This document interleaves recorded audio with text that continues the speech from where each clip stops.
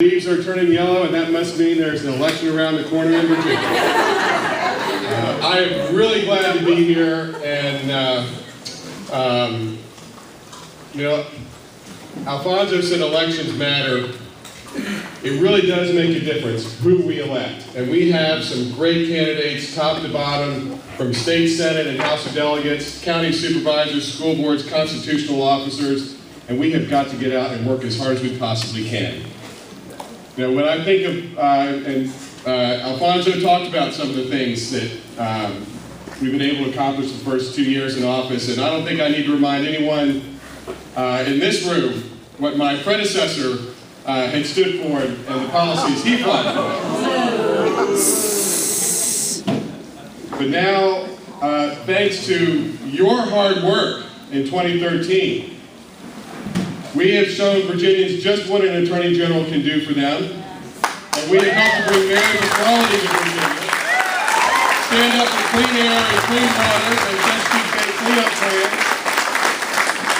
defended the Affordable Care Act from another cynical attack in the Supreme Court, corrected some really bad legal advice my predecessor had given. And I could go on, but I'm going to zero in on just one, because we've got some dreamers here. And about a year and a half ago, early last spring, we took a look at Virginia's in-state tuition law. We took a look at the president's action with DACA. And we saw that under DACA, dreamers were lawfully present in Virginia, and therefore they could establish domicile like other Virginia students.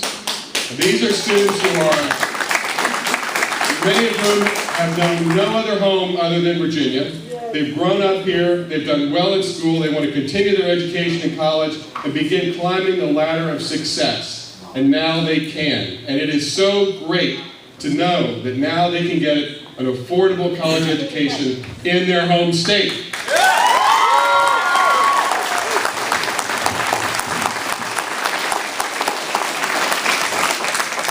None of that, and none of those other things that we've talked about would have been possible had it not been for your hard work that you put in 2013. And so I, first of all, want to thank you. Thank you for that, and I will never, ever forget it. But I also want you to know, and looking around the room, and I know many of you have already worked a lot on the campaigns this season, but I want you to think when you're knocking on those doors, and when you're making calls, and you're getting tired, because we only have another week to go, think about the difference that it made in 2013 when you worked so hard to get Terry McAuliffe and Ralph Northam and myself elected. The difference it made. And so think of all of those things, because when Democrats win, Virginians win, and we fight to help make people's lives better. And that's what, so when you get tired, you think of all those things that you can do to get accomplished. And I wanted to mention one other thing. You may remember, my election was a bit of a nail-biter. The state certified total has 165 votes different out of 2.2 million cast. By December 16th, after the recount was over, my lead had grown to 907. But I learned a lot about close elections. And I remember as I was traveling around doing the GOTV, Get Out the Vote effort, I would tell people, I reminded them of the Creed Deeds, Bob McDonnell Attorney General race that was only about 350 votes apart. And I told them, our race is neck and neck, it's coming down to the wire, it's going to be really close. And what will make the difference? What makes the difference in close elections is how hard you work.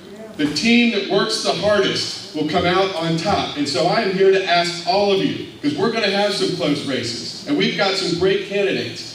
But I need you to get out and work as hard as you possibly can to make sure that they cross the finish line on top. Because when Democrats win, Virginians win, and we're in a position to help make people's lives better. So let's go out, go fight, win, and let's win on November 3rd.